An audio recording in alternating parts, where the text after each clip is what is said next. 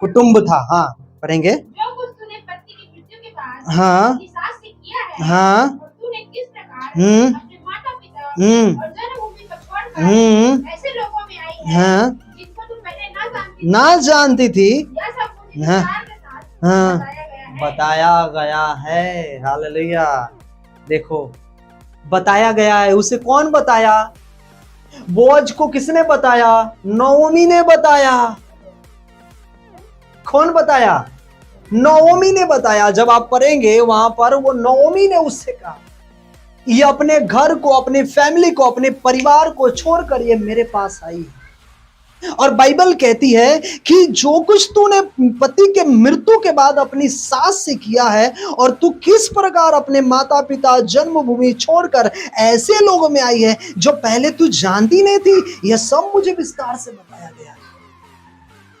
वो जानती नहीं थी उस घर के बारे में। एक बहन के लिए एक उसका पति का घर कैसा होता है?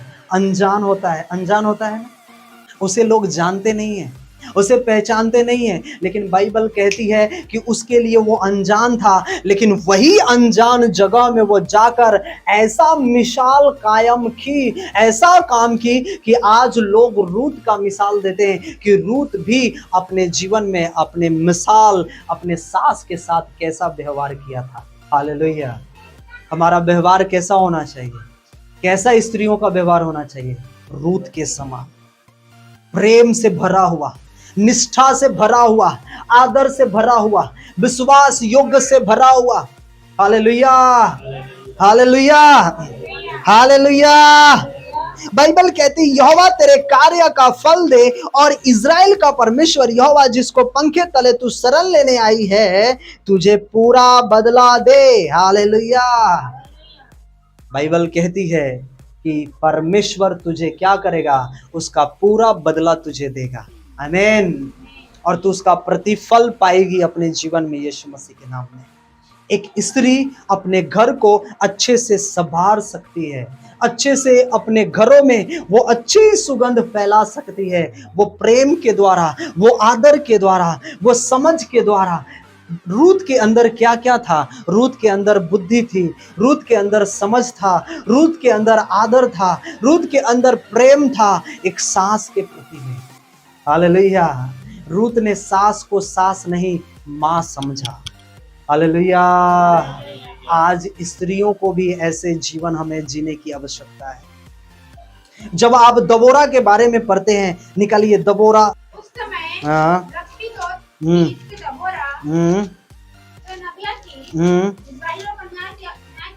न्याय करती थी। हाँ, वह एफ्रेम की पहाड़ी देश में रामा और बेतेल के बीच में दबोरा के खजूर के तले बैठा करती थी। और उसके पास न्याय के लिए जाया करते थे। एक स्त्री का जीवन कैसा होना चाहिए? देखो, एक स्त्री वो स्त्री जो अपने आप को समर्पण कर कर, अपने आप को प्रेम में, विश्वास योग में, आदर के समान अपने आप को रख कर, और एक ये स्त्री है जो एक न्यायाधीश है, एक भविष्यद्वक्ता है, एक भविष्यवाणी करने वाली। हालेलुया। क्या करने वाली है ये?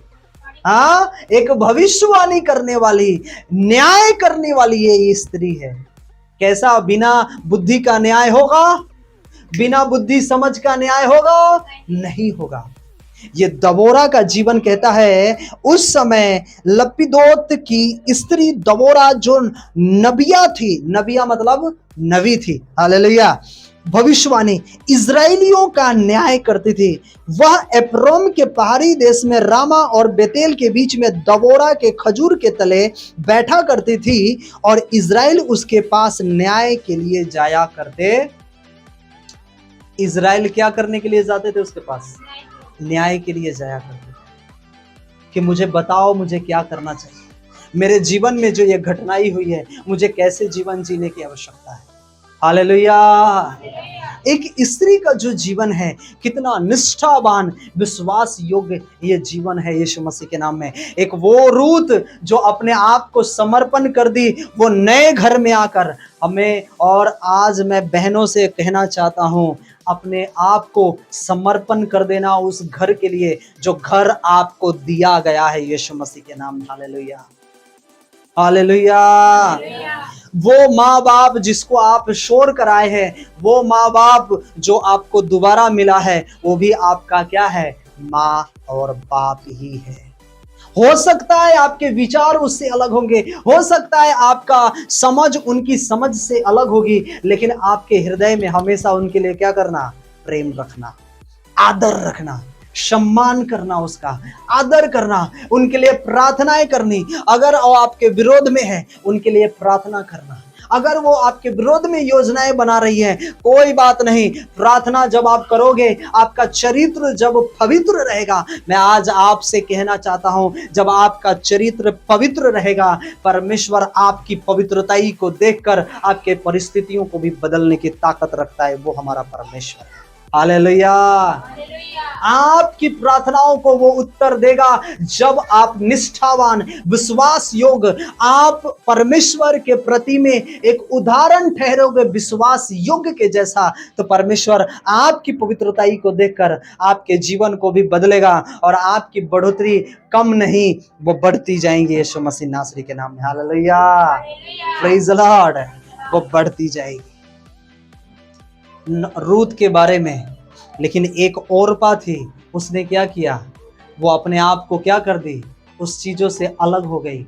मैं इसलिए बार बार कहना चाहता हूं, अपने जीवन में ज्यादा से ज्यादा वचनों का आदर करना, ज्यादा से ज्यादा वचनों को मनन करना, तब आपको समझ में आएगा कि मेरा जीवन किस प्रकार का जीवन है, मुझे कैसे चलने की आवश्यकता है, कैसे रहने की आवश्यकता है। आज जो सास और बहुए में इतनी लड़ाइयां और झगड़े होती है, इतनी कुटाकुटी होती है, इतनी नफरतें, इतने गाली गलौज, इतने विरोध में बातें होती है, वो बोलते हैं मेरी, वो बेटी का पक्ष लेते, वो बेटे का पक्ष लेते, वो लड़के का पक्ष लेते, वो लड़की का पक्ष लेते, हमारी तो कोई सुनता नहीं। मैं आज आपसे कहना चाहता हूं, ये सारी बातों को भुलाकर रूत के जैसा अपने जीवन को जीना, तो परमेश्वर आपको एक न्याय करने वाला, एक दबोरा का जीवन आपको देने जा रहा है यीशु मसीह के नाम में। हालेलुया।